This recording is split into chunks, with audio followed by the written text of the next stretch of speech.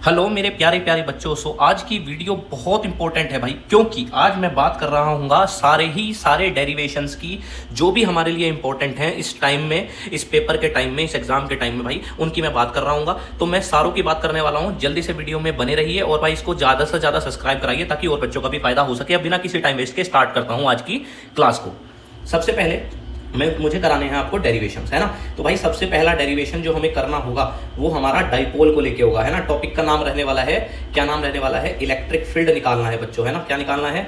Electric field निकालना है। कहाँ निकालना है? At the axis of a dipole, है ना। डाइपोल के एक्सिस पर आपको क्या निकालना है? इलेक्ट्रिक फील्ड निकालना है। उसके लिए आपने एक लाइन ड्रॉ करी, यहाँ माइनस क्यू लिखा, यहाँ प्लस क्यू लिखा, ठीक है। इसको नाम ए दिया, इसको नाम बी दिया। आपको इलेक्ट्रिक फील्ड निकालना है डाइपोल की वजह से। ये डाइपोल है और इसकी जो डिस्टेंस है वो 2a होती है बच्चों। अब कोई पॉइंट है जहां आपको इलेक्ट्रिक फील्ड निकालना है, वो ये पॉइंट है कोई, यहाँ पर आपको इलेक्ट्रिक फील्ड निकालना है बच्चों। तो यहाँ से यहाँ तक की सेंटर से जो डिस्टेंस है वो आपकी r है ना। और ये डिस्टेंस कितनी हो जाएगी? ये सेंटर पे a है और ये भी क्या है? a है, ठीक है। अब इलेक्ट्रिक फील्ड का फॉर्मूला क्या होता है? EA, जो आपका इलेक्ट्रिक फील्ड होगा उसका फॉर्मूला 1/4 पाई एप्सिलॉन नॉट, ठीक है भाई। माइनस क्यू चार्ज के लिए बात कर रहा हूँ, माइनस क्यू के लिए किस पॉइंट पर? इस पॉइंट पर, है ना। ये एक्सिस पे पॉइंट है, ये चार्ज है, इस पॉइंट पर इलेक्ट्रिक फील्ड देख रहा हूँ। अच्छा, तो कितनी डिस्टेंस हो गई यहाँ से यहाँ तक की? कितनी हो गई भाई आपकी? ये कितनी है? यहाँ तक की कितनी थी? r, और आगे की a थी। तो यहाँ से यहाँ तक कितनी हो गई? r plus a। तो क्या हो जाएगा? q अपॉन में r प्लस a का होल स्क्वायर, ठीक है बच्चों। ये बात आपको समझ में आ गई होगी, है ना भाई। ये आपको याद हो गई होगी, समझ में आ गई होगी।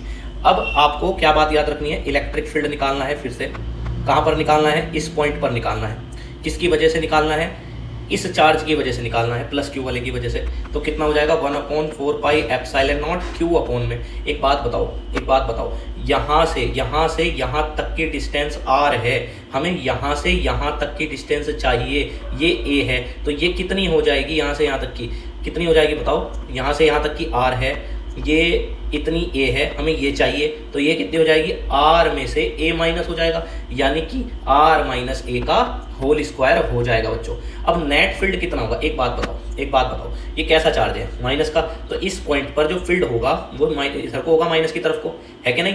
तो ये इधर को होगा। क्या नाम होगा इसका? इसका नाम होगा EA, है ना भाई।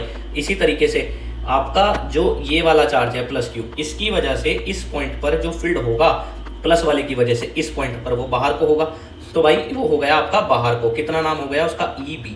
अब यहाँ पर कितने फील्ड हो गए इस पॉइंट पर? 2 फील्ड हो गए, एक इधर को एक इधर को, है ना भाई। अब बड़ा कौन सा है? जिसमें डिनोमिनेटर ज्यादा है उसकी वैल्यू कम आती है ना। तो EA वाला जो है उसकी वैल्यू आपकी कम आएगी क्योंकि r प्लस a है। यहाँ पर r माइनस a है तो EB ज्यादा आएगा। अपोजिट डायरेक्शन में है तो क्या होगा? माइनस हो जाएगा। तो EB में से हम क्या माइनस कर रहे होंगे? EA माइनस कर रहे होंगे। तो आपको इस पॉइंट पर क्या निकल के आ रहा होगा? इलेक्ट्रिक फील्ड निकल के आ रहा होगा, ठीक है।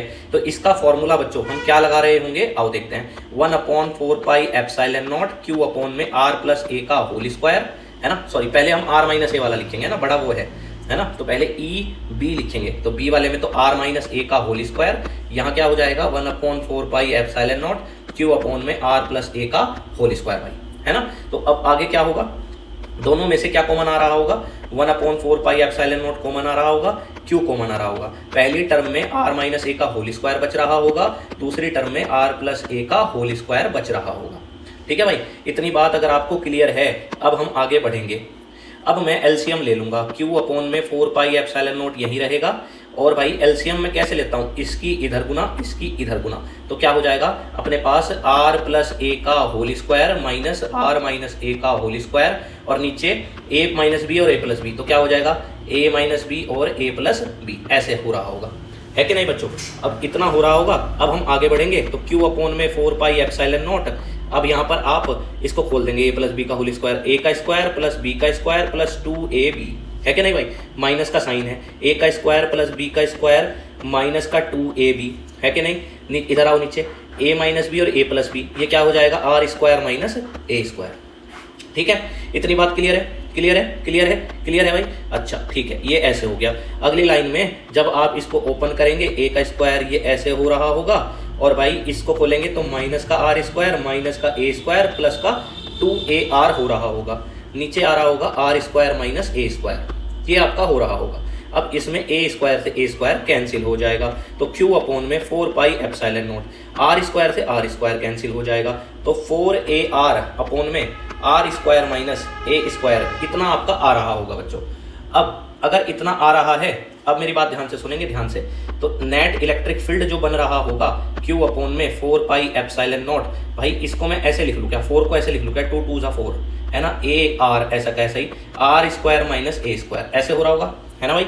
अब ये जो 2a है और जो ये q है, ये तो आपका p होता है, तो क्या बन रहा होगा 2pr अपॉन में 4 pi epsilon naught R square minus A square भाई। तो इलेक्ट्रिक फील्ड जो बन रहा होगा उसकी जो वैल्यू हो रही होगी 2pr। अगर a बहुत छोटा है ना बच्चों, a बहुत छोटा है। अच्छा मैं एक चीज़ और बता देता हूँ यहाँ पर ना बच्चों, ये मैं एक चीज़ करेक्ट कर देता हूँ, यहाँ पर स्क्वायर था और यहाँ भी स्क्वायर था, है ना, तो ये a minus B A plus B, तो इसका बन गया a square minus B square. लेकिन इन दोनों का भी तो स्क्वायर था ना, तो यहाँ पर भी तो स्क्वायर आएगा ना, है कि नहीं भाई, पूरे का। तो ये स्क्वायर है यहाँ पर, है ना, तो यहाँ पर भी क्या है, स्क्वायर है, और यहाँ पर भी क्या आया है, स्क्वायर आया है। अच्छा भाई, तो ये स्क्वायर है, स्क्वायर है। अच्छा अब सुनो, ये a बहुत छोटा सा है, तो ये तो हट गया, तो क्या रह गया खाली नीचे 4 पाई एप्सिलॉन नॉट, ये हट गया, r की पावर 4 हो गई, एक r से एक r कैंसिल हो गया, तो इलेक्ट्रिक फील्ड जो आ गया 1/4 pi epsilon not 2p upon r का क्यूब आ गया भाई। याद कर लो भाई, इंपॉर्टेंट है, याद कर लो। चलो अब मैं आपको इलेक्ट्रिक फील्ड फिर से निकालना सिखा रहा हूँ, इलेक्ट्रिक फील्ड निकालना सिखा रहा हूँ, इलेक्ट्रिक फील्ड, है ना, कहाँ पर निकालना सिखा रहा हूँ, एट इक्वेटोरियल पॉइंट। कहाँ पर निकालना सिखा रहा हूँ, एट इक्वेटोरियल पॉइंट। जैसे बच्चों ये आपका ऐसे यहाँ पर माइनस क्यू है, यहाँ प्लस क्यू है, ये कोई पॉइंट है, इसे इक्वेटोरियल पॉइंट बोलते हैं। डाइपोल की वजह से इलेक्ट्रिक फील्ड निकालना है। अच्छा अब जो प्लस की वजह से फील्ड होगा वो बाहर को होगा, है ना, इसका नाम दे देता हूँ, यहाँ पर ए नाम है, यहाँ पर बी नाम है, तो इसका नाम होगा ई ए, है ना भाई। ऐसे ही आपका जो किसकी वजह से होगा, अब की बार आपका ए की वजह से होगा, इसको ऐसे ज्वाइन करो, तो ए की वजह से तो अंदर को होगा। आप कहोगे क्यों, मैं कहूँगा क्योंकि कैसा चार्ज है, क्योंकि कैसा चार्ज है, माइनस का है, तो फील्ड अंदर को होगा। प्लस के चार्ज का फील्ड बाहर को था, है ना, तो इसका नाम क्या होगा, इसका नाम होगा ई बी, है ना। ये एंगल थीटा है, ये एंगल भी थीटा है। आपने क्या करा बच्चों, आपने क्या करा, यहाँ पे थोड़ा सा समझने का क्या है कि आपने ये टोटल डिस्टेंस यहाँ से यहाँ तक की 2a थी, तो ये a हो जाएगी, ये भी a हो जाएगी। अब p पॉइंट पर इलेक्ट्रिक फील्ड निकालना था, ये डिस्टेंस r है, तो पाइथागोरस थ्योरम से क्या ये under root R square plus A square हो जाएगी, है ना, और क्या ये under root R square plus A square हो जाएगी, बिल्कुल हो जाएगी। अब ई ए की अगर मैं बात करूं बच्चों, ई ए मतलब इस चार्ज की वजह से इस पॉइंट पर जो इलेक्ट्रिक फील्ड होगा वो कितना होगा, 1/4 pi epsilon naught Q upon में आर स्क्वायर होता है, आर यहाँ पर R square plus A square है, इसका स्क्वायर कर दिया, तो ई ए की वैल्यू आपके पास क्या आ रही होगी, ये आ रही होगी, है ना भाई, रूट से स्क्वायर हट गया। अच्छा और भाई ई बी की अगर मैं बात करूं तो ई बी कितना आ रहा होगा, ए बी कौन है, इलेक्ट्रिक फील्ड। देखो कहाँ से, मैं बताता हूँ कहाँ से भाई, ये यहाँ से जो इलेक्ट्रिक फील्ड बन रहा होगा इस पॉइंट पर ऐसे बाहर को, उसकी वैल्यू कितनी होगी, बताओ कितनी होगी, 1/4 पाई एप्सिलॉन नॉट होगी, और ये क्यू, और भाई ये डिस्टेंस कितनी है चार्ज से इस पॉइंट की, ये है under root R square plus A square. तो भाई जब आप यहाँ पर under root R square plus A square का होल स्क्वायर करेंगे तो आपको ई बी की वैल्यू क्या मिल रही होगी, ये मिल रही होगी, है ना भाई।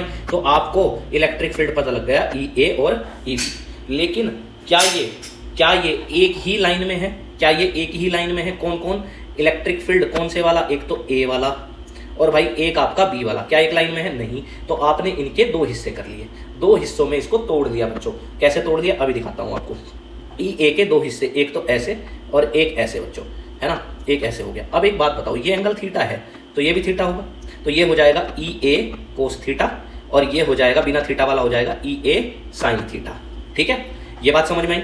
तो फिर से मैंने इस ई ए के दो हिस्से कर लिए, एक एक्स में और एक वाई में।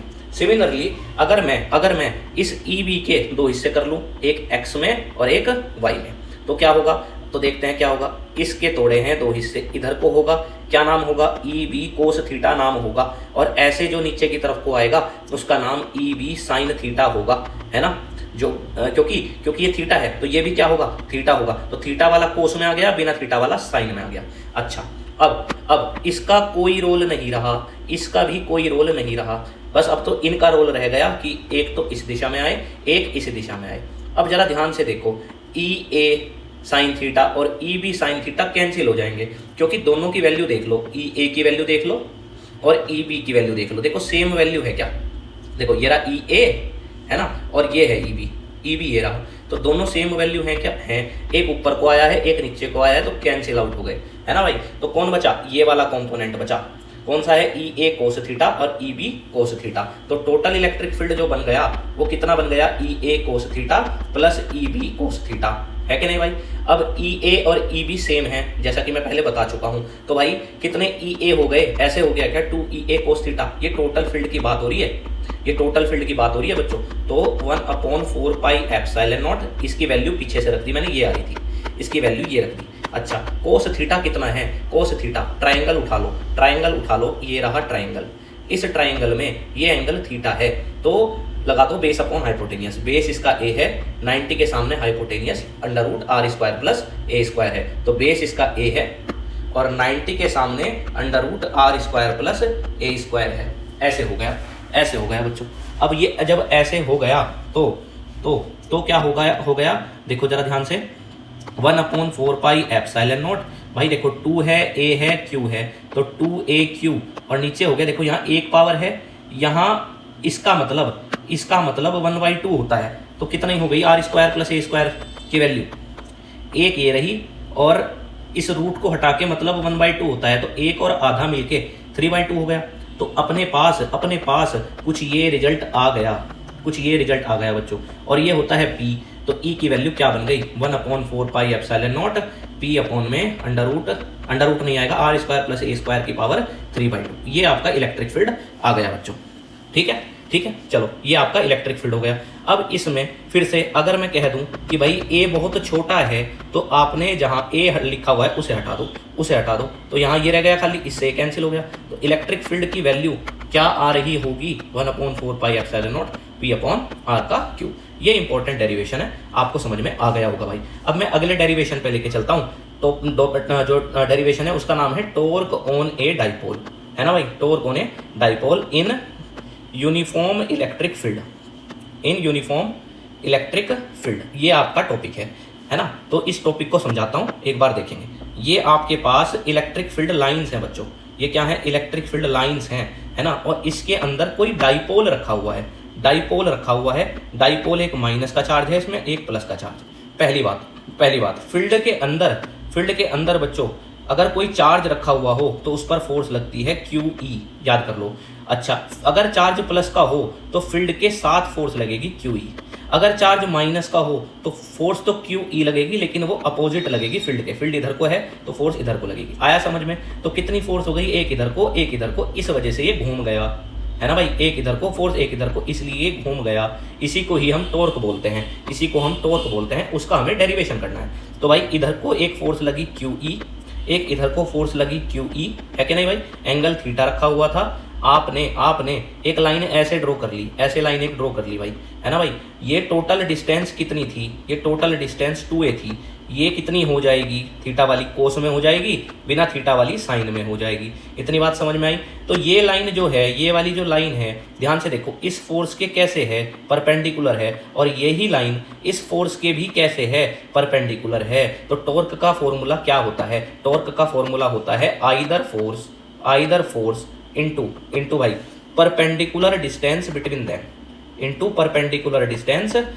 देम, तो आइदर फोर्स कितनी है, आइदर फोर्स यहाँ पर QE है, क्या है, QE है, और परपेंडिकुलर डिस्टेंस ये वाली डिस्टेंस है जो इस फोर्स के भी परपेंडिकुलर है और इस फोर्स के भी परपेंडिकुलर है। ये दूरी कितनी है, 2a साइन थीटा है। तो आपका टॉर्क का formula QE into 2a sine theta बन गया। अब यहाँ पर 2a और Q है ना, इसको तो हम P बोलते हैं, तो टॉर्क बराबर PE साइन थीटा हो गया, और टॉर्क बराबर भाई P क्रॉस E आ गया।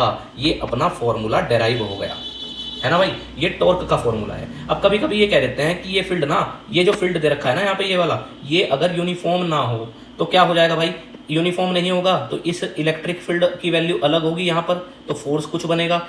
एक इस पॉइंट पर इलेक्ट्रिक फील्ड की वैल्यू कुछ होगी क्योंकि नॉन यूनिफॉर्म फील्ड है, इसलिए यहाँ कुछ और फोर्स बनेगा। इसलिए इस पर नेट फोर्स जीरो नहीं होगी। यूनिफॉर्म फील्ड में नेट फोर्स कितनी आती है? जीरो आती है ना। लेकिन अगर यहाँ पर क्या हो, यहाँ पर अगर नॉन यूनिफॉर्म फील्ड हो तो टॉर्क लगेगा, पर ये साथ साथ आगे की तरफ भी चलेगा, ट्रांसलेशनल मोशन भी होगा। अभी फिलहाल क्या है, सिर्फ रोटेशनल हो रहा है। जब अगर नॉन यूनिफॉर्म फील्ड होगा तो एक फोर्स ज्यादा रहेगी, एक कम रहेगी, इसलिए नेट फोर्स इसे आगे की तरफ धकेलेगा। तो ऐसे केस में ट्रांसलेशनल मोशन और रोटेशनल मोशन दोनों ही हो रहे होंगे भाई। ये आपको समझने की बात है। टॉर्क समझ में आ गया? बहुत बढ़िया भाई, आ जाना चाहिए। अब मैं आपको नए डेरिवेशन की ओर लेके चलता हूं, जो कि हम करने वाले हैं। किससे करने वाले हैं भाई? अपना नेक्स्ट चैप्टर से, है ना भाई। नेक्स्ट चैप्टर से हम डेरिवेशन करने वाले हैं। हमारा जो डेरिवेशन होने वाला है फिर से डाइपोल को लेके ही होने वाला है। यहाँ पर मैं जो डेरिवेशन करा रहा हूँ डाइपोल के लिए, पोटेंशियल के लिए करा रहा हूँ। डाइपोल का क्या निकालना है अपने को? पोटेंशियल निकालना है। और कुछ डेरिवेशन यहाँ पर मैं कैपेसिटेंस की करा रहा हूँ, है ना। तो ध्यान से सुनेंगे, है ना। तो हमारे पास क्या है? पोटेंशियल निकाल रहे हैं, है ना भाई। पोटेंशियल निकाल रहे हैं, किसकी वजह से निकाल रहे हैं? Due to a point charge. भाई पिछले साल एग्जाम में आ रहा था, पता है बच्चे गलती क्या करते हैं? फील्ड का करके आ जाते हैं। पूछा पोटेंशियल जो है किसके लिए है? किसके लिए पूछा है बताओ? डाइपोल के लिए पूछा है, एक्सिस पे। ड्यू टू ए डाइपोल, कहाँ पर? At its axis. फील्ड नहीं पूछा, क्या पूछा है? पोटेंशियल। और पोटेंशियल तो स्केलर क्वांटिटी है, ये बात भी हमें ध्यान रखनी है। अब सुनो जरा, यहाँ पर माइनस क्यू चार्ज है, यहाँ पर प्लस क्यू चार्ज है। आपको इसकी एक्सिस पर यहाँ पर पोटेंशियल चेक करना है, पी पॉइंट पर, है ना भाई। यहाँ से यहाँ तक की डिस्टेंस क्या होती है? आर होती है। ये हमें सबको पता है, ये हमें सबको पता है कि ये डिस्टेंस आर होती है। ये डिस्टेंस कितनी होती है? ये ए होती है। ये डिस्टेंस कितनी होती है? ए होती है ना भाई। ये है। अब पोटेंशियल का जो फॉर्मूला होता है ना, वो देख लो एक बार। 1/4πε0 Q/r ये होता है। ये पोटेंशियल का फॉर्मूला है। तो ये ए पॉइंट है, ये बी पॉइंट है। अब इस वाले चार्ज की वजह से यहाँ से यहाँ तक की जो डिस्टेंस है वो कितनी होगी? ये आर है ना भाई, और ये आर ए है। तो कितनी हो गई? आर प्लस ए हो गई। तो वी ए कितना बन रहा होगा? 1/4πε0 Q अपॉन में आर प्लस ए बन रहा होगा। ऐसे ही जो पोटेंशियल बन रहा होगा इस वाले चार्ज की वजह से इस पॉइंट पर, वो कितना बन रहा होगा? 1/4πε0। डिस्टेंस आप बता दो यहाँ से यहाँ तक की कितनी होगी? अगर ये आर हो और ये ए हो तो ये कितनी होगी? यहाँ से यहाँ तक की आर माइनस ए होगी। तो अपने पास कितनी बन गई? ये क्यू आर माइनस ए। अच्छा एक बात और है, ये पोटेंशियल है बेटे। पोटेंशियल में ना भाई साइन जरूर लेते हैं। तो ये निगेटिव साइन था तो निगेटिव ही ले लिया। स्केलर क्वांटिटी है, सीधा आप इनको जोड़ देंगे तो नेट पोटेंशियल निकल के आ जाएगा V A plus V B. तो कितना हो जाएगा? आओ, 1/4πε0 Q अपॉन में आर प्लस ए, है ना भाई, और प्लस में 1/4πε0 Q अपॉन में आर माइनस ए। याद रहेगा? याद रहेगा भाई? अच्छा, बहुत अच्छी बात है अगर ये याद रहेगा तो, है ना। अब सुनो क्या कॉमन आ जाएगा दोनों में से? Q अपॉन में 4πε0 कॉमन आ जाएगा। पहली टर्म में माइनस आर प्लस ए ऐसे बच रहा होगा, और दूसरी टर्म में नीचे आर प्लस आर माइनस ए ऐसे बच रहा होगा, है ना भाई। ये बच रहा होगा आर माइनस ए, ठीक है, ये ऐसे होगा। तो पोटेंशियल जो बन रहा होगा Q अपॉन में 4πε0। आपने इसका एलसीएम लेने का तरीका इसकी इसमें, तो क्या हो जाएगा बताओ? क्या हो जाएगा बताओ? तो ये हो जाएगा, माइनस लिखा हुआ था R minus A plus R plus A, और भाई नीचे क्या आ जाएगा? A square minus B square, है ना। A plus B, A minus B हो गया, है ना। ठीक है, अब क्या हो जाएगा? Q अपॉन में 4πε0 भाई। अब इसको आप खोलोगे तो माइनस का आर प्लस ए, यहाँ आर प्लस ए ऐसे हो जाएगा, नीचे R square minus A square हो जाएगा, ठीक है भाई। माइनस आर से प्लस आर कैंसिल हो जाएगा।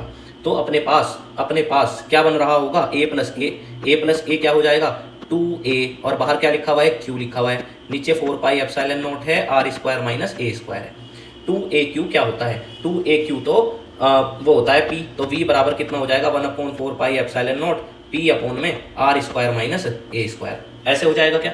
ऐसे हो जाएगा क्या? अब A बहुत छोटा है R से, फिर से तो 1/4πε0 P अपॉन में खाली आर स्क्वायर रह जाएगा, ये हट जाएगा। तो ये पोटेंशियल हो गया कहाँ पर? डाइपोल की वजह से उसकी एक्सिस पर भाई, है ना। तो टाइम वेस्ट नहीं करना, आगे बढ़ता हूँ। अब हमें क्या निकालना है? पोटेंशियल निकालना है फिर से। पोटेंशियल निकालना है फिर से, किसकी वजह से? ड्यू टू डाइपोल की वजह से। कहाँ पर निकालना है? At equatorial point. कहाँ पर निकालना है, इक्वेटोरियल पॉइंट पर आपको पोटेंशियल जो है वो निकालना है। तो आप कैसे करेंगे, आओ फिर से, ये आपका निगेटिव चार्ज है, यहाँ आपका पॉजिटिव चार्ज है, ये वाली डिस्टेंस आपकी r है ना, और इस पॉइंट पर पोटेंशियल निकालना है। तो आपने इसको इससे ज्वाइन करा दिया। फिर से ये टोटल डिस्टेंस 2a है, तो ये a हो जाएगी, ये r है, तो पाइथागोरस से √r² प्लस a² हो जाएगा, है कि नहीं। तो ऐसे हो जाएगा। ऐसे ही यहाँ पर भी आप इसको इससे ज्वाइन कराएंगे तो ये √r² प्लस a² हो जाएगा। तो पोटेंशियल का फॉर्मूला क्या है बच्चों, ये a है और ये b है। तो भैया VA बराबर क्या हो जाएगा, 1/4πε0 माइनस का q और नीचे है √r² प्लस a², है कि नहीं, है कि नहीं भाई। अब ये यहाँ पर ऐसे है, इसकी वजह से इस पॉइंट पर कितना हो जाएगा, q √r² प्लस a²। जब आपका टोटल पोटेंशियल निकाला जाएगा, दोनों को ऐड कर दोगे तो सारा कैंसिल हो जाएगा। तो रट्टा मार लो, पोटेंशियल 0 होता है डाइपोल में, कहाँ पर, इक्वेटोरियल पॉइंट पर। चलो भाई, अब आपको नेक्स्ट डेरिवेशन की ओर लेके चलता हूँ। डेरिवेशन का नाम है क्या, डेरिवेशन का नाम है capacitance of A parallel plate capacitor. क्या निकालना है, कैपेसिटेंस निकालना है किसका, पैरेलल प्लेट कैपेसिटर का, पैरेलल प्लेट कैपेसिटर का आपको क्या निकालना है, इसका डेरिवेशन करना है। इसको करने के लिए एक तरीका बताता हूँ। देखो, ये आपकी एक प्लेट, ये आपकी दूसरी प्लेट, एक प्लेट पॉजिटिव एक प्लेट माइनस की। यहाँ प्लेट का एरिया ए है ना, प्लेट का एरिया ए है, दोनों प्लेट्स के बीच की सेपरेशन डी है। जनरल फॉर्मूला क्या है, Q बराबर CV है, C निकालना है, तो C इक्वल्स टू Q/V। अब कुछ फॉर्मूले हैं जो मैं आपको बताऊंगा, ध्यान से सुनना भाई। V इक्वल्स टू ED होता है, याद कर ले, इसको याद कर ले। और क्या याद कर ले, एक ये याद कर ले कि इलेक्ट्रिक फील्ड दो प्लेट्स के बीच का σ/ε0 होता है। और क्या याद कर ले, सिग्मा बराबर क्या होता है, चार्ज पर यूनिट एरिया होता है। खत्म, बस ये इक्वेशन है, इसमें पुट कर दे। C बराबर है ना Q की वैल्यू यहाँ से कितनी होगी, σA। V की वैल्यू कितनी होगी, V की वैल्यू होगी ED, तो यहाँ आ जाएगा ED, है कि नहीं, है कि नहीं भाई, ED आ जाएगा। फिर से σA, E की जगह क्या लिखेगा, E की जगह क्या लिखेगा, बता भाई, ये लिखेगा σ/ε0, तो E की जगह क्या लिख देगा, σ/ε0 लिख देगा। D है ये, इससे कैंसिल हो जाएगा, तो C बराबर क्या आ जाएगा, ε0 A/D, इसको C0 भी बोल सकते हैं। तो ये पैरेलल प्लेट कैपेसिटर का कैपेसिटेंस आ गया। बहुत ही सीधी और स्वच्छ भाषा में मैंने तुम्हें समझा दिया भाई, है ना भाई। चलो अब मैं आपको कराने वाला हूँ क्या, कैपेसिटेंस, फिर से वेरी इंपॉर्टेंट है, of A parallel plate capacitor. किसके लिए कर रहे हैं भाई, पैरेलल प्लेट कैपेसिटर के लिए कर रहे हैं, है ना। कब कर रहे हैं, when dielectric slab is inserted, dielectric slab is inserted, है ना भाई, ये भी इंपॉर्टेंट है। फिर से वही सवाल है, ये आपकी प्लेट हो गई, एक प्लेट प्लस की है और एक प्लेट आपकी माइनस की है, दोनों के बीच का सेपरेशन D है, प्लेट का एरिया A है, प्लेट का एरिया A है, ठीक है भाई। इसके अंदर आपने स्लैब भर दी, इसके अंदर आपने क्या भर दी है, स्लैब भर दी है, जिसकी थिकनेस T है, जिसकी थिकनेस क्या है भाई, T है। जब हमारे पास फॉर्मूला है C बराबर क्या है, Q/V, वही फॉर्मूले लगाऊंगा जो पीछे बताए थे, बिल्कुल वही के वही लगाऊंगा, बस थोड़ा सा चेंज करूंगा, उसको देख लेना बस मैं क्या चेंज करूंगा। अच्छा भाई, तो ये अपनी जनरल इक्वेशन है, इसी में तो पुट करना होता है। तो भाई यहाँ पे ना मैं C को ना कैसे लिखूंगा, ये देख लो, C बराबर Q/V1 + V2 लिखूंगा। अब आप पूछें कैसे, मैंने कहा बता दूंगा भाई, थोड़ा सा यहाँ पर पेशेंस रख ले। C equals to Q/V, V का फॉर्मूला क्या होता है, ED।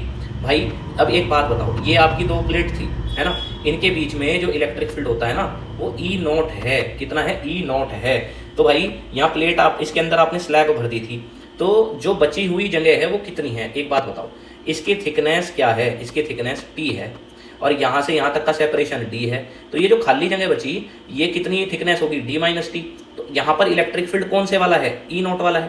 भाई ये खाली जगह में तो इलेक्ट्रिक फील्ड E0 वाला है ना, क्योंकि खाली जगह का ही तो इलेक्ट्रिक फील्ड E0 होता है, और वो खाली जगह कितनी है, ये T था, ये टोटल D था, तो कितनी है वो जगह, D - T है। तो भाई V बराबर क्या होता है, V बराबर होता है ED, तो यहाँ पर क्या हो जाएगा, E0, D क्या लूंगा, T - T, D - T। और भाई अब V2 कौन होगा, भाई ये स्लैब के अंदर वाला पार्ट क्या कहलाएगा, V2 कहलाएगा।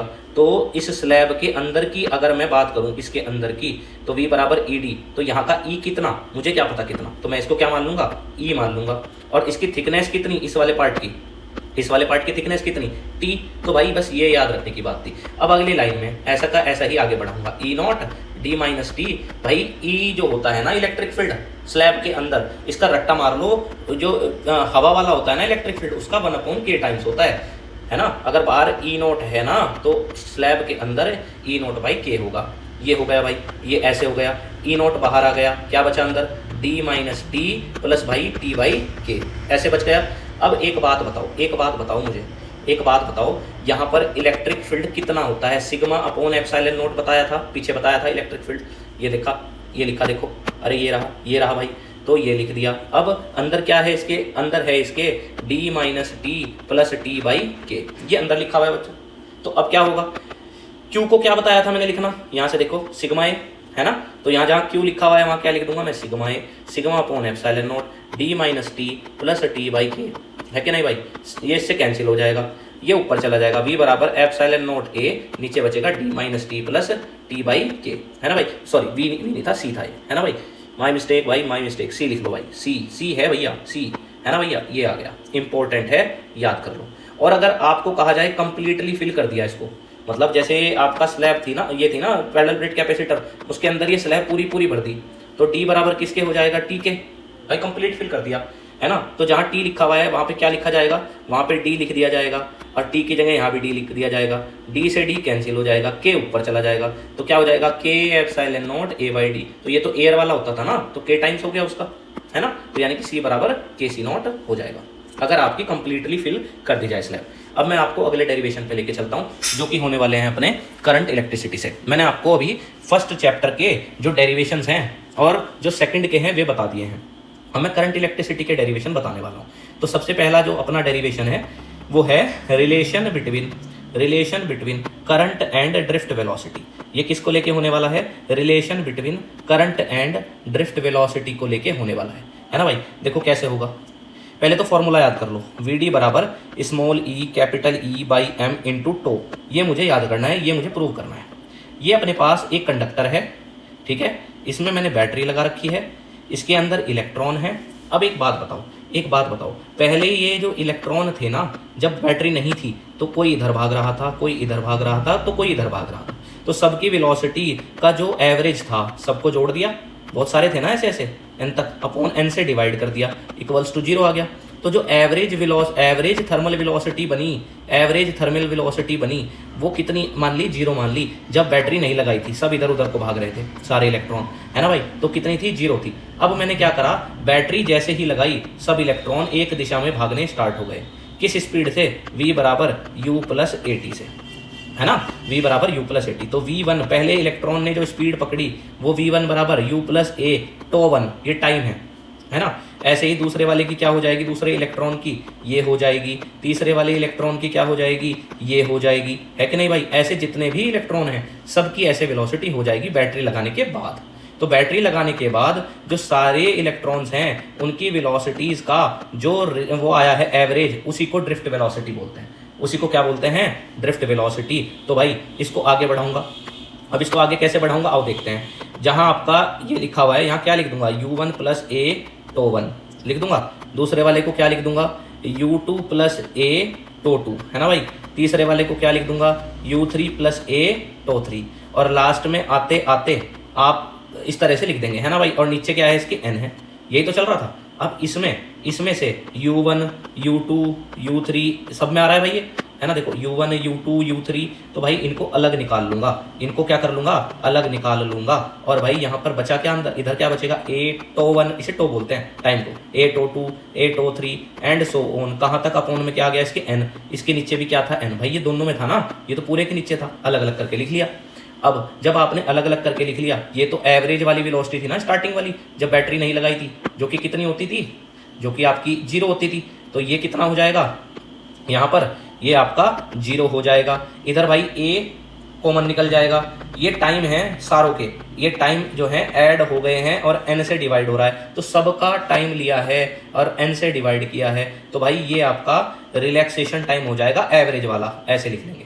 अच्छा, अब v बराबर क्या आ गया अपने पास, ए टो आ गया। अब एक बात बताओ बच्चों, f बराबर आपने क्या पढ़ रखा है, f बराबर क्या पढ़ रखा है, f बराबर पढ़ रखा है आपने ma, और भाई एक f का फॉर्मूला ये भी तो होता है QE, और यहाँ Q कौन है, इलेक्ट्रॉन, तो इलेक्ट्रॉन का चार्ज क्या ले लूंगा, इलेक्ट्रॉन का चार्ज ले लूंगा स्मॉल e, तो भाई दोनों को बराबर रखूंगा, है ना भाई, स्मॉल e कैपिटल e, तो a बराबर क्या हो जाएगा, स्मॉल e कैपिटल E, है कि नहीं भाई, अपॉन m, इसको उठा के यहाँ फेंक दूंगा, बस हो गया डेरिवेशन, ए की जगह small e capital E by m into tau, vector form में आप ऐसे लिख लेंगे, है ना भाई। ये अपना रिजल्ट आ गया, याद कर लो भाई, इंपॉर्टेंट है। रिलैक्सेशन टाइम, है ना, इसे रिलैक्सेशन टाइम बोलते हैं। और ड्रिफ्ट वेलोसिटी ये रही, इनमें रिलेशन है, ये इनकी रिलेशन है। ड्रिफ्ट वेलोसिटी और रिलैक्सेशन टाइम के बीच में ये रिलेशन है, इंपॉर्टेंट है, ऐसे आपसे पूछी जाएगी। अब आपसे मैं बात करूंगा अगले डेरिवेशन की। क्या करना है, रिलेशन बनानी है। फिर से किस किस के बीच में रिलेशन बनानी है, करंट एंड ड्रिफ्ट वेलोसिटी के बीच में आपको क्या करनी है बच्चों, रिलेशन बनानी है। करंट एंड ड्रिफ्ट वेलोसिटी, इनके बीच में आपको क्या बनानी है, रिलेशन बनानी है। तो ये रिलेशन होती है, पहले तो देख लो, पहले तो देख लो, ये रिलेशन है ड्रिफ्ट वेलोसिटी और करंट के बीच में। अब कैसे करना है, आपके पास एक वायर है, इस वायर में बैटरी लगी हुई है। करंट का फॉर्मूला, जनरल फॉर्मूला आप जानते हैं, क्यूटी होता है कि नहीं भाई। अब यहाँ ये इलेक्ट्रॉन है। अब एक बात बताओ, एक बात बताओ, इसकी लंबाई L है, इसका एरिया A है ना। तो वॉल्यूम क्या हो जाएगा, AL। मैंने कहा एक यूनिट वॉल्यूम में n इलेक्ट्रॉन है, तो टोटल वॉल्यूम AL है, तो सारे कितने इलेक्ट्रॉन हो जाएंगे, NaL इलेक्ट्रॉन हो जाएंगे। एक इलेक्ट्रॉन पे चार्ज E है, तो टोटल चार्ज हो जाएगा NaLe, है कि नहीं। तो जहां Q लिखा हुआ है वहां आ जाएगा NaLe, है ना। इतना हो गया, समझ में आया। अब डिस्टेंस बराबर क्या होता है, स्पीड इनटू टाइम, टाइम बराबर डिस्टेंस अपॉन स्पीड। तो भाई जहाँ टाइम लिखा हुआ है, डिस्टेंस लेंथ है, वायर की लेंथ ही तो है ना डिस्टेंस, यही तो कवर करनी है ना इसको, इलेक्ट्रॉन को, अपॉन स्पीड। स्पीड कितनी है, स्पीड है vd, इससे ये कैंसिल हो गया, खत्म हो गया डेरिवेशन। I इक्वल्स टू क्या आ गया, NaVdE। ये आपका रिलेशन है करंट में और ड्रिफ्ट वेलोसिटी में। ठीक है भाई, चलो नेक्स्ट डेरिवेशन पे लेके चलता हूं। आपका डेरिवेशन किसको लेके है, रेजिस्टिविटी को लेकर है, रेजिस्टिविटी को लेकर है बच्चे। और ओम्स लॉ का हमें प्रूव करना है, ओम्स लॉ को हमें क्या करना है, प्रूव करना है। ये हमारा डेरिवेशन है, ये अपना क्या है, डेरिवेशन है। तो ओम्स लॉ प्रूव करना है। अच्छा एक बात बताओ मुझे, V इक्वल्स टू क्या होता है, IR, ये मुझे प्रूव करना है। तो इसके लिए एक मैं यहाँ पर एक चीज़ कर लेता हूँ। आप एक बात बताओ, आप एक बात बताओ, अपने पास I का फॉर्मूला क्या होता है। I का फॉर्मूला ये सीखा गया, अभी मैंने पीछे से सीख लेना भाई, ये सिखा रखा है। तो भाई I बराबर Na, अब सुनना जरा, ओम्स लॉ का प्रूव करा रहा हूँ। Vd को मैं ऐसे लिख लेता हूँ, पीछे सिखाया था, ध्यान से देख ले, ध्यान से देख ले भाई। I बराबर Na, भाई छोटा e है, छोटा e है, तो E स्क्वायर हो जाएगा, कैपिटल E है, टो है, और नीचे क्या है भाई इसके, M है। हो गया इतना। अब एक बात बताओ, V बराबर क्या होता है, Ed या EL, है ना। तो E बराबर क्या हो जाएगा, V अपॉन L। तो जहाँ E लिखा हुआ है वहाँ आप क्या लिख दोगे, आप वहाँ पर लिख दोगे V अपॉन L, और यहाँ टॉर्क है और यहाँ M है, ऐसे हो जाएगा। अब भाई हमें क्या करना है, ओम्स लॉ बनाना ना, मैं तो V इक्वल्स टू IR बनाना है ना मुझे, तो V को अकेला छोड़ना पड़ेगा। तो अकेला छोड़ो इसको, कैसे छोड़ोगे अकेला, इसको सारे को इधर पहुँचा दो। तो क्या हो जाएगा, I गुना में ML, है ना भाई। और जितना ये इसके साथ लिखा हुआ है ये सारा अपॉन में जाएगा, है ना भाई। तो यहाँ क्या हो जाएगा, Na, है ना भाई, Na, और यहाँ पर दोबारा लिख देता हूँ, देखो ये NaE स्क्वायर नीचे आ गया, है ना भाई। और क्या हुआ, तो भी नीचे आ गया, है ना। यहाँ कौन बचा, खाली V, हमें V बराबर IR बनाना था ना, तो ये हो गया। अच्छा अब एक बात बताओ, मास कैसा है इलेक्ट्रॉन का, फिक्स है, लेंथ वायर की फिक्स है, number of electron per unit volume ये फिक्स है, एरिया क्रॉस सेक्शन का फिक्स है, चार्ज फिक्स है, रिलैक्सेशन टाइम फिक्स है। तो भाई ये सारी वैल्यू कांस्टेंट हो जाएगी, है ना। तो क्या हो जाएगा, I प्रोपोर्शनल V के हो जाएगा। और यहाँ पर ये जो कांस्टेंट वैल्यू है, अरे इसी को तो क्या बोलते हैं, रेजिस्टेंस बोलते हैं, है कि नहीं भाई। तो ये आपका फॉर्मूला आ गया, है ना। तो अब हमें तो रेजिस्टिविटी भी निकालनी, ओम्स लॉ तो हमें प्रूव कर दिया, ये सारा कांस्टेंट हो गया, I प्रोपोर्शनल V के आ गया, है ना। ये तो ओम्स लॉ होता है, ये तो ओम्स लॉ होता है ना भाई। अब रेजिस्टेंस का एक फॉर्मूला ये भी तो होता है ना आपसे, अब इसका डेरिवेशन भी एग्जाम में आता है रेजिस्टिविटी का, ये जनरल फॉर्मूला है, हमारे वजह से जो आया बन के वो ये आया, अरे यही तो आया ना। अब इनको कंपेयर करा दो, एक बात बताओ, इसमें L अपॉन A आ रहा है, इसमें भी L अपॉन A आ रहा है, बचा कौन, बचा ऊपर रो, तो वो किसके बराबर होगा, वो बचे हुए टर्म के बराबर हो रहा होगा, है ना। कंपेयर करा दिया, कंपेयर करा दिया, तो M upon NE square tau, very very important formula है, इसको आपको अच्छे से याद कर लेना है, M upon NE square tau, ठीक है, बहुत बढ़िया बात है। ये रेजिस्टिविटी का फॉर्मूला होता है भाई। अब हम सीखने वाले हैं ओम्स लॉ की वेक्टर फॉर्म, ओम्स लॉ की वेक्टर फॉर्म। तो इसके लिए आपको एक तो ये फॉर्मूला याद रखना है करंट डेंसिटी का, है ना, इसकी जरूरत पड़ेगी। करंट पर यूनिट एरिया को करंट डेंसिटी बोलते हैं। अब देखो V बराबर क्या होता है, IR, है ना। तो भाई जब भी इक्वल्स टू आई आर होता है तो अब हमें क्या करना है आगे, अब ध्यान से सुनना। अब यहाँ पर आप इसको तोड़ के लिखेंगे, रो इंटू एल बाई ए हो जाएगा, और ये आई अपॉन ए क्या हो जाएगा, अभी बताया जे होता है करंट डेंसिटी। भाई रो और सिग्मा में रिलेशन है, ये कंडक्टिविटी होती है, ये रेजिस्टिविटी होती है, तो रो की जगह 1 अपॉन सिग्मा लिख लिया, है ना भाई। यहाँ एल लिखा हुआ है, यहाँ वी लिखा हुआ है, एल नीचे चला गया, तो वी बाई एल बराबर जे अपॉन सिग्मा आ गया।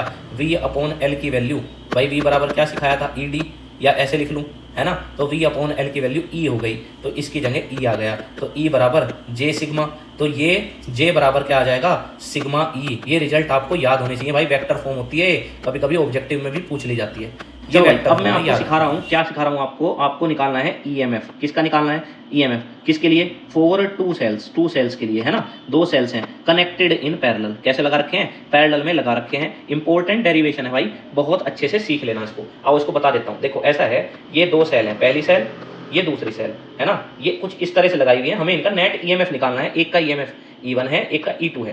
करंट यहाँ से I आया, तो कौन बटा है, करंट बटा है, I1 इसमें चला गया, I2 इसमें चला गया, ठीक है यहाँ तक। अच्छा, इसका इंटरनल रेजिस्टेंस R1 है और नीचे वाली बैटरी का R2 है। यहाँ तक कोई प्रॉब्लम है, नहीं है। अच्छा, मेन इक्वेशन बना लो। मेन इक्वेशन क्या हो जाएगी, I equals to I1 plus I2। भाई जो करंट है वो डिवाइड हो गया है 2 हिस्सों में, I1 में और I2 में। ये बना ली मैंने इक्वेशन। अच्छा, एक इक्वेशन और याद रखनी, मैं करना क्या चाह रहा हूँ, मैं आपको इन दोनों सेल्स का जो पैरेलल में है उनका नेट EMF निकालना सिखा रहा हूँ, है ना, वो सीखना है मुझे, है ना। तो वो कैसे बनाते हैं उसके लिए मैं डेरिवेशन करा रहा हूँ। करंट आया है, 2 हिस्सों में बटा है, उसके लिए इक्वेशन लिख ली है।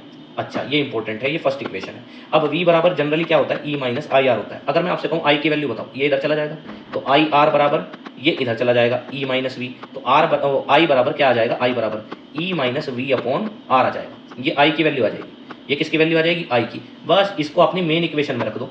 मेन इक्वेशन क्या है अपने पास, I बराबर E minus V upon R1। पहले वाली सेल की बात करूंगा तो E1 minus we plus I2 क्या हो जाएगा, E2 minus V upon R2। Voltage same इसलिए ली क्योंकि सीरीज में, सॉरी, जो आपके सेल्स हैं वो कैसे लगे हुए हैं, पैरेलल में लगे हुए हैं, है ना भाई।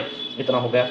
अब कैसे करेंगे, I इसको तोड़ के लिखो, E1 upon R1 minus V upon R1, यहाँ E2 upon R2 minus V upon R2, ऐसे लिख लिया।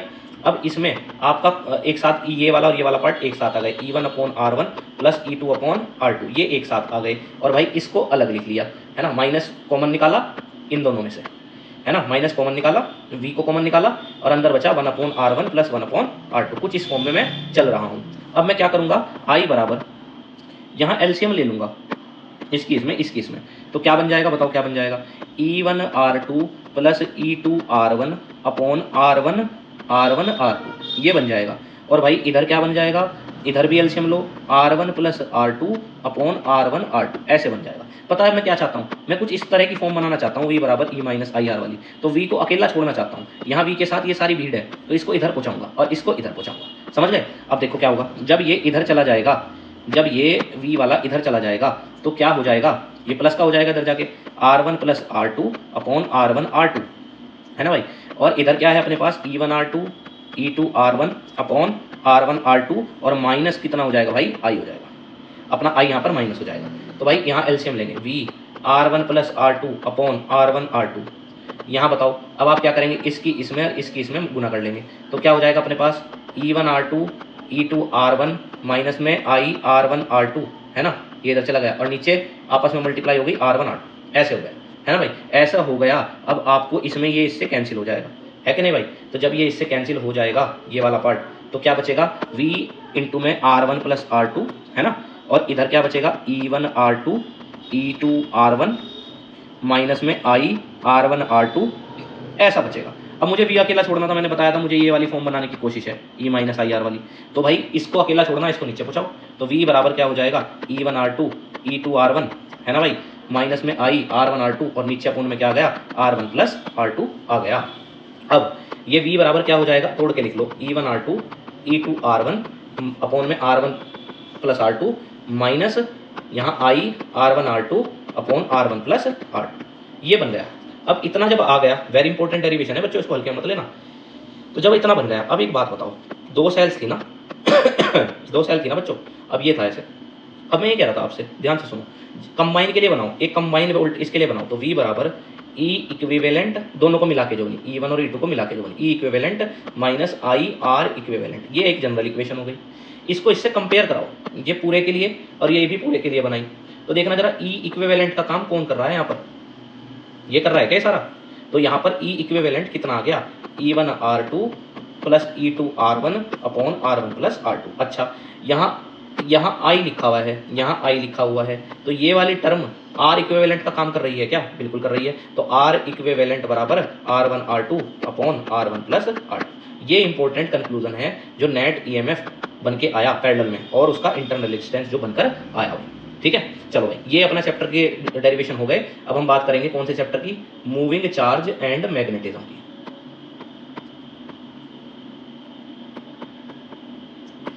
इसमें हमें पढ़ना है सबसे पहले, एक कोइल है और उसकी एक्सिस पर आपको मैग्नेटिक फील्ड निकालना है। ये कोइल है, ये इसका सेंटर है, इसके एक्सिस पर आपको क्या निकालना है, मैग्नेटिक फील्ड निकालना है। इसको इससे ज्वाइन करा दिया है, ये पॉइंट है, इस पर मैंने इसको ज्वाइन करा दिया है ना भाई। तो बायोट सावर्ट लॉ का यूज़ करना है। बायोट सावर्ट लॉ क्या कहता है, छोटे से करंट की वजह से आर दूरी पर मैग्नेटिक फील्ड ये होता है μ0/4 pi I D L sine theta by R square. ये फॉर्मूला है बायोट सावर्ट लॉ का। अब ये अपना डेरिवेशन कैसे करना है, देखो भाई, देखो कैसे करेंगे। आपके पास ये छोटा सा एलिमेंट है, ये छोटा सा एलिमेंट है, ये इसको आईडीएल बोलते हैं, आईडीएल है ना। कोइल की जो रेडियस है वो ए है, डिस्टेंस जहाँ पर फील्ड निकालना है वो एक्स दूरी पर है। पाइथागोरस से ये ए स्क्वायर प्लस एक्स स्क्वायर हो जाएगा। अब यहाँ जो मैग्नेटिक फील्ड बनेगा इस छोटे से एलिमेंट की वजह से इस पॉइंट पर वो ऐसे है, नाम उसका डीबी है। ऐसे ही अगर जो करंट जा रहा होगा, ऐसे चल रहा है करंट ऊपर को, फिर यहाँ से ऐसे तो जा रहा होगा करंट, तो इसके लिए छोटे से एलिमेंट के लिए जो मैग्नेटिक फील्ड बनेगा, क्या नाम है इसका, आईडीएल, इसकी वजह से इस पॉइंट पर वो इधर को होगा, है ना। क्योंकि करंट कहाँ जा रहा था, देखो यहाँ करंट ऊपर को चढ़ रहा था, यहाँ करंट नीचे को गिर रहा है, इसलिए फील्ड यहाँ पर उल्टे आए हैं। ठीक है, ये एंगल कितना है, ये एंगल थीटा है ना भाई। अब इस छोटे से एलिमेंट के लिए जो मैग्नेटिक फील्ड बनेगा वो कितना बन रहा होगा, ये बन रहा होगा डीबी बराबर μ0/4 पाई आई डी एल, है ना भाई। और ये एंगल ना, यहाँ पर ये एक एंगल होता है ना, ये साइन थीटा वाला एंगल, ये 90 लेना है, बस याद रखो, है ना, sine 90 upon R square. R क्या है, इस छोटे से एलिमेंट की दूरी है इस पॉइंट तक की, है ना। वो कितनी है यहाँ पर, वो है अपने पास μ0/4 पाई, है ना भाई, I D L. R square की जगह क्या है, √a square plus X square, यही तो दूरी है ना इस छोटे से एलिमेंट की उस पॉइंट तक की दूरी। तो मैंने वो ले ली, तो कितना आ गया डीबी की वैल्यू, यहाँ पर याद कर लो, लिख लो, डीबी बराबर आ गया μ0/4 पाई, है ना भाई, आई डी एल, नीचे रूट का स्क्वायर हटा दिया तो ये रह गया, है ना। अब एक बात बताओ, अब इस डीबी के दो हिस्से कर लो, इस वाले डीबी के एक एक्स में कर लो, एक वाई में कर लो, है ना। तो इसके आपने दो हिस्से करे, एक एक्स में करा, एक वाई में करा। ये एंगल थीटा होता है तो ये कोस में आएगा और ये वाला साइन में आएगा, है ना भाई। ऐसे ही इस नीचे वाले डीबी के भी दो हिस्से कर लो, एक एक्स में एक वाई में। ये एंगल थीटा है तो ये कोस में आ जाएगा और बिना थीटा वाला साइन में आ जाएगा। तो मैं आपसे ये कह रहा हूँ कि ये तो कोस में आ गया और ये वाला साइन में आ गया, है कि नहीं भाई। एक कोस में आ गया, एक किस में आ गया, साइन में आ गया। तो इसका मतलब ये इनका तो कोई रोल नहीं रहा, है ना। या तो फील्ड ऊपर को आ गया ऐसे, या फिर आपका इधर को आ गया, तो ये वाले दोनों कैंसिल हो जाएंगे क्योंकि उल्टे आ रहे हैं। तो नेट फील्ड कहाँ बन के आया, इधर को बन के आया, है ना। एक ऊपर वाले की वजह से आया, एक नीचे वाले की वजह से आया। अच्छा, ऐसे तो और भी एलिमेंट होंगे, सबका नेट फील्ड किधर को आ रहा होगा, हमेशा इधर को ही आ रहा होगा। कितना आ रहा होगा, डीबी साइन थीटा। तो भाई डीबी साइन थीटा आपका नेट फील्ड आया, ये दो एलिमेंट की वजह से आया था, दो, है ना। और मैंने कहा इसे तो बहुत सारे एलिमेंट हैं, तो एक को लेके इसका इंटीग्रेशन कर दो, ऐसे कर दो। तो भाई डीबी की वैल्यू क्या आई थी, पहले बताई थी μ0/4 पाई आई डी एल। यहाँ क्या आया था, A square plus X square. Sine theta का क्या होता है, आ जाओ इस ट्राइंगल को देखो, इस ट्राइंगल को देखो बच्चों, ये वाला ट्राइंगल क्या होता है, साइन थीटा का फॉर्मूला, परपेंडिकुलर कौन, हाइपोटेनियस। ट्राइंगल से देख के बता दो परपेंडिकुलर कौन है, ये है परपेंडिकुलर। हाइपोटेनियस 90 के सामने होती है, तो ये √a square plus X square है, तो ए अपॉन में √a square plus X square हो जाएगा।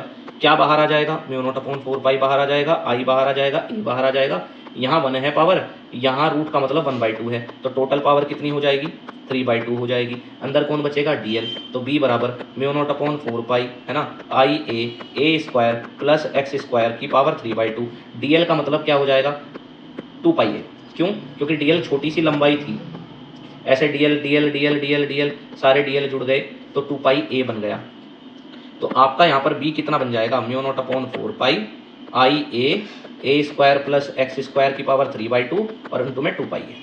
तो बी कितना आ जाएगा, म्यू नॉट अपॉन 4 पाई 2 पाई आई ए स्क्वायर अपॉन ए स्क्वायर प्लस एक्स स्क्वायर की पावर 3/2। भाई ये अपना अगला डेरिवेशन हो गया, किसको लेके, एक्सिस पे मैग्नेटिक फील्ड को निकालने के लिए। भाई इसको जरूर से अच्छे से कर लेना भाई। इसके बाद जो अगला डेरिवेशन मैं आपको कराने वाला हूँ बच्चों, वो है अपना एम्पियर सर्क्यूटल लॉ।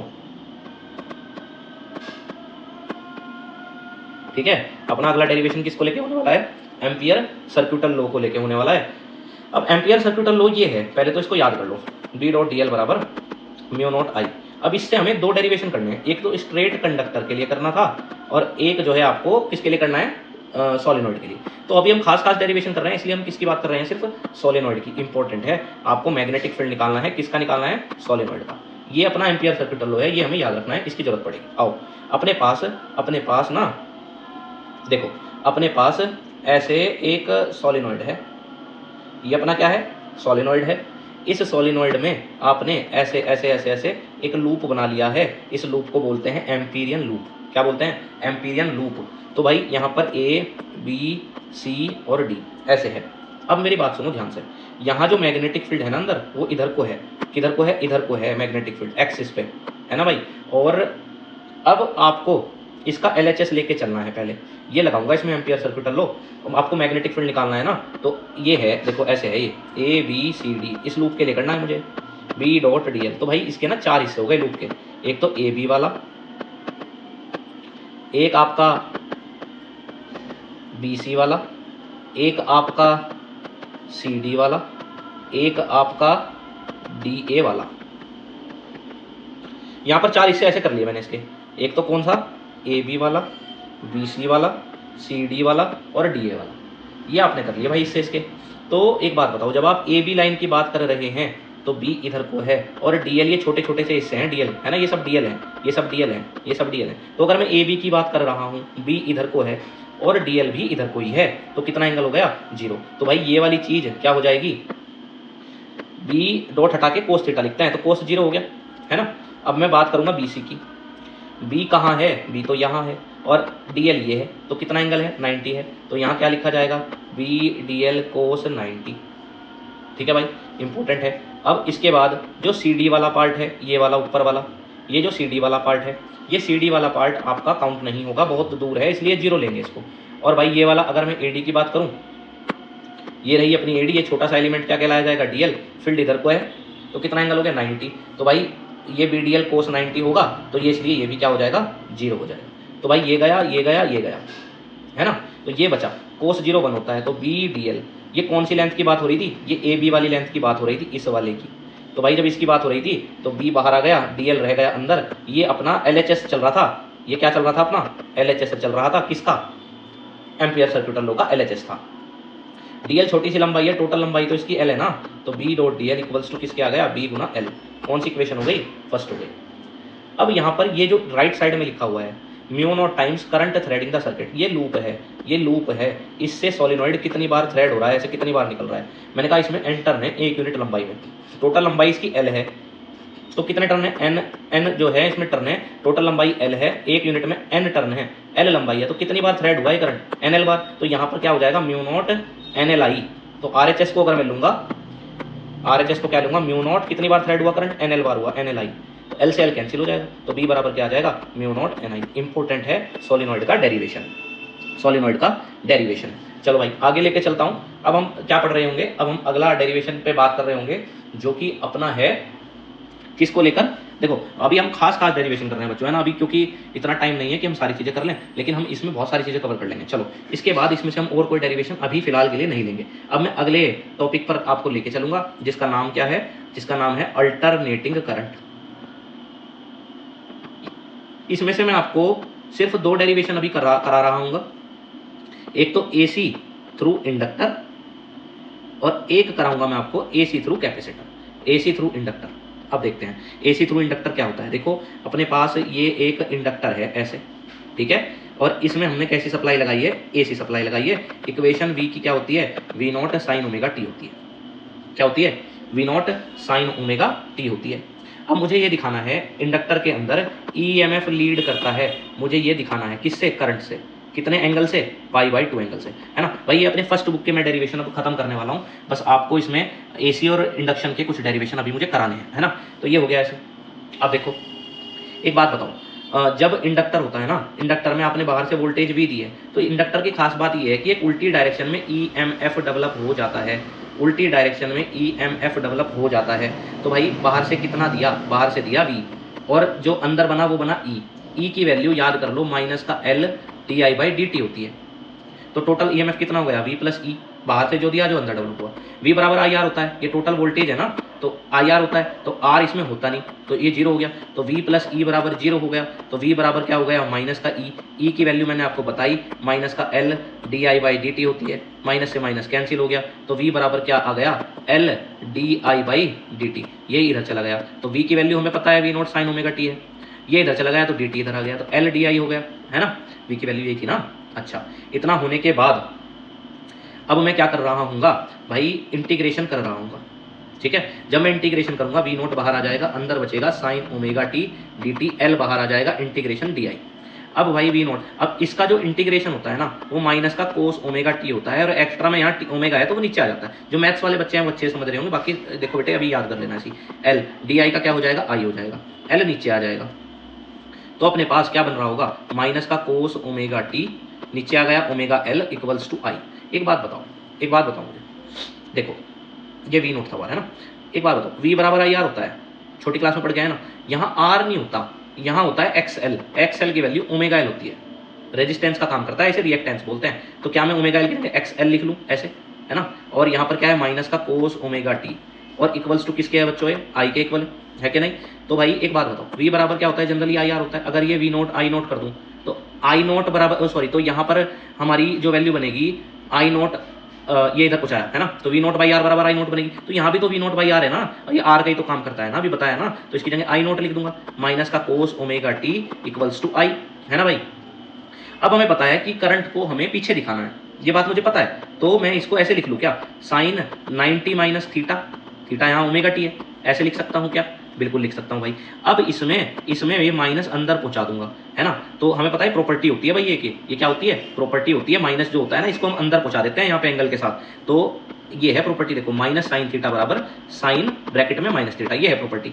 तो भाई ये जब अंदर चला गया माइनस, तो देखो यहाँ आई बचा, ये लिखा आई, इधर क्या है I नॉट साइन भाई, है ना, और अंदर क्या आ गया इसके, माइनस π/2 माइनस ओमेगा टी। तो ये I इक्वल्स टू क्या हो जाएगा, I नोट, है ना। तो ये अगर मैं ऐड करके लिखूँ तो ओमेगा टी माइनस π/2 हो जाएगा भाई, है ना। तो यही तो इक्वेशन है। अरे इसमें क्या देखा कि वोल्टेज की इक्वेशन तो अपने पास ये होती थी, इसमें क्या माइनस हो रहा है, एक्स्ट्रा π/2 माइनस हो रहा है, यानी कि करंट पीछे रहता है, EMF लीड करता है, कितने एंगल से, π/2। ये इंपॉर्टेंट डेरिवेशन भाई, इसको तैयार कर लेना। अब इसके बाद बच्चों मैं आपको सीधा लेके चलूंगा, किस पर लेकर चलूंगा मैं आपको सीधा, इस पे बात करते हैं। देखो इस टॉपिक पे बात करता हूँ, LCR सर्किट, इसका फेजर डायग्राम बता देता हूँ, एक बार सुन लो। LCR, L मतलब क्या, इंडक्टर, C मतलब क्या, कैपेसिटर, R मतलब क्या, रेजिस्टेंस। कैसे लगा रखी है सप्लाई, AC सप्लाई लगा रखी है ना। तो आपको ना याद रखना है कि करंट और वोल्टेज सेम डायरेक्शन में होंगे अगर खाली क्या है, अगर आपके पास खाली रेजिस्टेंस है, अगर आपके पास खाली क्या है, रेजिस्टेंस है, तो ये हो गई कंडीशन। ये किसके लिए बात हो रही है, अगर खाली रेजिस्टेंस लगा हुआ है, और अगर आपके पास कैपेसिटर है तो इसमें वोल्टेज आपको पीछे रखनी है, ऐसे याद रहेगी बात। और अगर आपके पास इंडक्टर है तो करंट की लाइन ये है, वोल्टेज आगे रखनी है ना, ये चीज है। अब तीनों बातों को मैं कंबाइन करके लिखूंगा LCR सर्किट में। तो ये कौन है, करंट है ना भाई, और इंडक्टर है तो ये V हो गया, L लिख दिया इसके नीचे, क्योंकि इंडक्टर की बात हो रही है। कंबाइन करके ग्राफ बना रहा हूँ, कैपेसिटर में VC पीछे हो गया और ये VR हो गया, है ना भाई, तीनों को कंबाइन करके लिख दिया। अब इनको अगर मैं सोल्व करूँ, किन को, VL को और VC को, VL अगर बड़ा है तो आपका रिजल्ट ऊपर की तरफ को आ रहा होगा, कितना, VL माइनस VC, और ये कितना था, VR। तो इनका जो कंबाइन बन रहा होगा वो ये वाली लाइन बन रही होगी, किस की, VL माइनस VC और VR, है ना। तो ये इसका फेजर डायग्राम होता है, याद करना है, ये आपको याद रखना है भाई, है ना। चलो अब मैं आपको आगे लेके चलता हूँ। अब हमारे पास जो बात होगी वो बात कर रहा हूँ मैं AC जनरेटर की, और आपकी फिर उसके बाद में इंडक्शन में बात करूंगा। अभी फिलहाल मैं आपसे बात किससे कर रहा हूँ, AC जनरेटर की। इंपॉर्टेंट है भाई, बहुत ज़्यादा इंपॉर्टेंट है एसी जनरेटर, एसी जनरेटर। पहले तो इसका प्रिंसिपल याद रखना है। इसका प्रिंसिपल क्या होता है? इसका प्रिंसिपल होता है इलेक्ट्रोमैग्नेटिक इंडक्शन, इलेक्ट्रोमैग्नेटिक इंडक्शन, ये इसका प्रिंसिपल होता है ना। अब ये होता क्या है अभी बताता हूँ आपको जरा। देखो ये आपके पास एक मैग्नेट है नॉर्थ पोल, ये एक मैग्नेट है, इस पर लिखा हुआ है साउथ पोल। अब इसमें क्या कर रहे हैं, एक कोइल है, एक कोइल है, और वो कोइल कुछ इस तरह की है। ये इसमें नीचे स्लिप रिंग लगे हुए हैं, स्लिप रिंग ऐसे इसमें भी लगे हुए हैं, ये कुछ ऐसे स्लिप रिंग आपके लगे हुए हैं। यहाँ पर आपके कार्बन के ब्रशेज हैं, कार्बन के ब्रशेज हैं बच्चों, और यहाँ से आपका आउटपुट मिल रही है। तो इसकी कंस्ट्रक्शन में क्या क्या आ गया, एक तो मैग्नेट आ गई, फोर्थ शूट मैग्नेट, एक आर्मेचर आ गया। ये आपके पास जो है इस तरीके से, ये आर्मेचर क्या है, देखो ये है आर्मेचर, ये आर्मेचर है।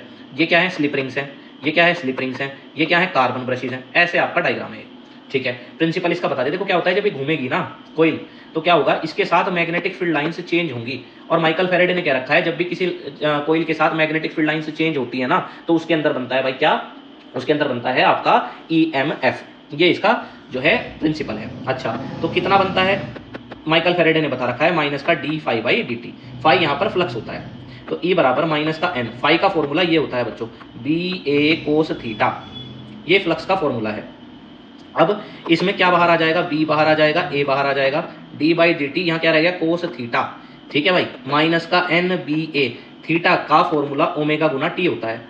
कोस थीटा का डिफरेंशिएशन क्या होता है, कोस थीटा का डिफरेंशिएशन माइनस का साइन थीटा होता है ना। अब यहाँ थीटा की जगह क्या लिखा हुआ है, ओमेगा टी लिखा हुआ है, तो यहाँ भी ओमेगा टी लिखा हुआ है, और एक्स्ट्रा में ये ओमेगा हो जाता है जब आप इसका डिफरेंशिएशन करते हैं। तो भाई क्या हो जाएगा, EMF का फॉर्मूला माइनस और माइनस क्या हो जाएगा, प्लस हो जाएगा, NBA ओमेगा, है ना भाई। यहाँ क्या हो जाएगा, साइन ओमेगा टी, ये आ जाएगा। अब अगर आपको EMF मैक्सिमम करना है, EMF आपको मैक्सिमम करना है, मैक्सिमम करना है, तो E को E0 बोलूंगा, और NBA ओमेगा मैक्सिमम कब होगा, जब ये 1 हो जाएगा। जब ये क्या हो जाएगा, ये वाला फैक्टर 1 हो जाएगा तो मैक्सिमम हो जाएगा, तो 1 रख दिया।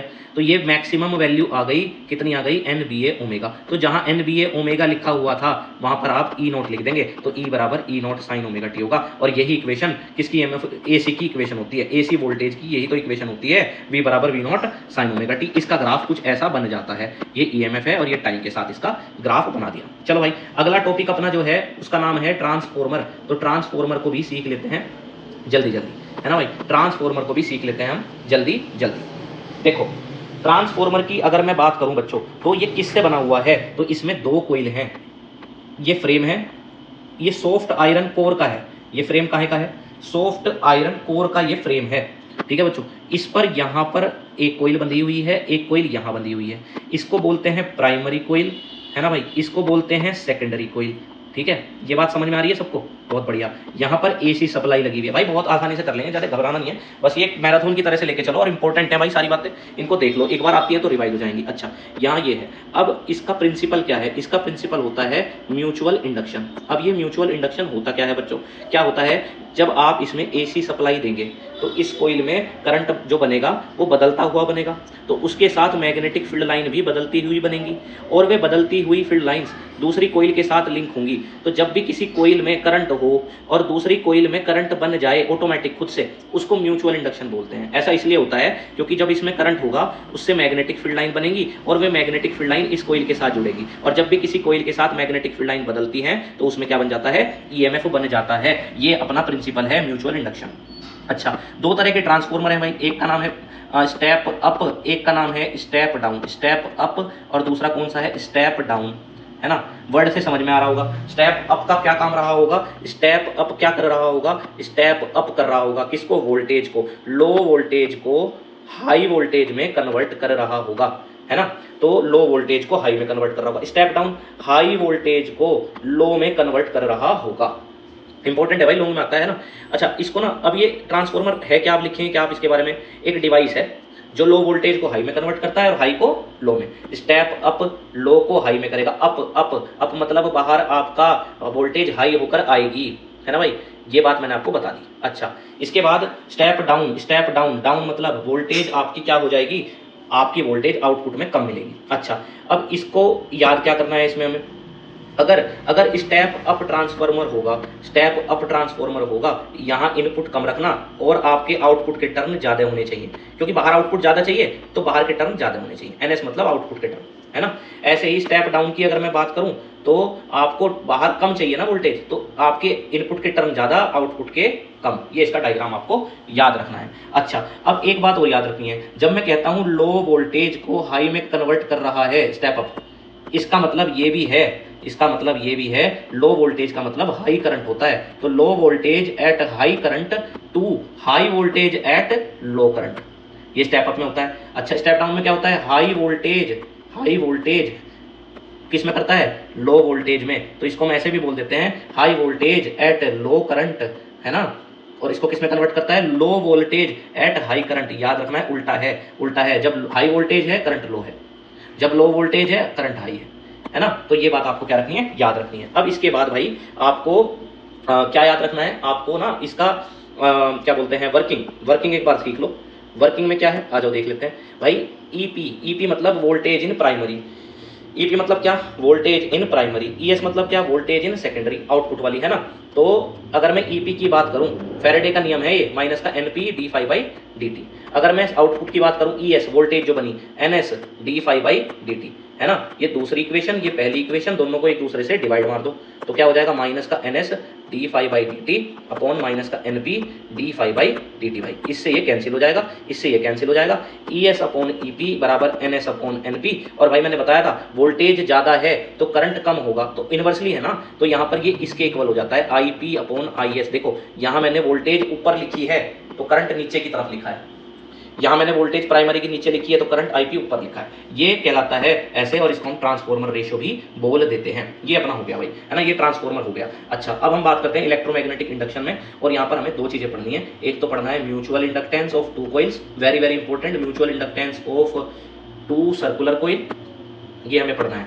Mutual inductance of two circular coils, ये हमें पढ़ना है भाई। आओ देखते हैं एक बार इसको, इसको देखते हैं एक बार। देखो भाई, दो सर्कुलर कोइल का म्यूचुअल इंडक्टेंस निकालना है। पहले तो आप फॉर्मूला याद कर लो, N2 φ2 upon I1। What is phi का फॉर्मूला याद कर लो, BA। एक चीज और याद कर लो, अगर आपके पास कोई कोइल हो, उसका मैग्नेटिक फील्ड जो होता है वो इतना होता है, याद कर लो भाई। किसी कोइल की वजह से, ये तीन फॉर्मूले याद होने चाहिए हमें सबसे पहले, है ना। किसी कोइल के सेंटर पर ये मैग्नेटिक फील्ड होता है। अब हमें तो ये निकालना है ना, ये अपना फॉर्मूला है। तो M बराबर N2 φ2 की वैल्यू क्या लिखूंगा, B। देखो दो कोइल है ना, म्यूचुअल इंडक्टेंस का क्या मतलब होता है, दो कोइल होती हैं, एक में करंट होता है और दूसरे में करंट बन जाता है, जैसे कि मैं पीछे बता के आया हूँ ट्रांसफॉर्मर में। तो फील्ड किसका है, फील्ड फर्स्ट कोइल का है। लिंक किसके साथ हो रहा है, वो फील्ड लिंक हो रहा है दूसरी कोइल के साथ, ऐसे ही तो है, अरे ऐसे ही तो है। तो B1A2 अपॉन I1 ऐसे हो गया। अब B1 की वैल्यू क्या है अपने पास, वो लिखवाई थी मैंने, ये लिखवा रखी, N1 mu naught upon 4 pi 2 pi I upon R1। और एरिया किसका है, दूसरी कोइल का, पाई R2 का स्क्वायर। और भाई पूरे के नीचे क्या है, I1 से I1 कैंसिल हो गया, पाई से पाई कैंसिल हो गया। तो BM बराबर क्या आ गया, म्यू नॉट N1 N2 पाई R2 का स्क्वायर अपॉन 2R1। ये आपका क्या गया, म्यूचुअल इंडक्टेंस आ गया दो सर्कुलर कोइल का, ठीक है। ये आपको याद रखना है। इसके बाद एक और टॉपिक रह गया, self inductance of a solenoid, self inductance of a solenoid. भाई इसका भी यही फॉर्मूला है, L equals to N phi upon I। Phi बराबर क्या बताया मैंने, BA। भाई सॉलिनॉइड की बात हो रही है तो सॉलिनॉइड का मैग्नेटिक फील्ड ये होता है, वो कोइल थी, ये सॉलिनॉइड है, ये होता है। अच्छा, और सेल्फ इंडक्टेंस निकालना है हमें, तो इसका L बराबर N, फाई की जगह क्या लिखोगे, BA अपॉन I, है ना, A और अपॉन में क्या I। और मुझे पता है B की वैल्यू क्या बताई मैंने, mu naught N upon L I, है ना, और A, और नीचे इसके I, और I से I कैंसिल हो गया। तो L बराबर क्या आ गया, mu naught N square A by L। ये इंपॉर्टेंट फॉर्मूला है सेल्फ इंडक्टेंस का सॉलिनॉइड का, है ना भाई। तो ये हमने सारे जितने इंपॉर्टेंट डेरिवेशन थे फर्स्ट बुक के हमने सारे कंप्लीट कर लिया भाई। और इसके बाद अब मैं आपको सेकंड बुक के कुछ डेरिवेशंस कराऊंगा भाई, और इसके साथ अपनी फिजिक्स के जितने भी डेरिवेशन है हमने भाई कवर कर लिए होंगे। मिलता हूँ आपसे इससे अगले स्टेप्स में।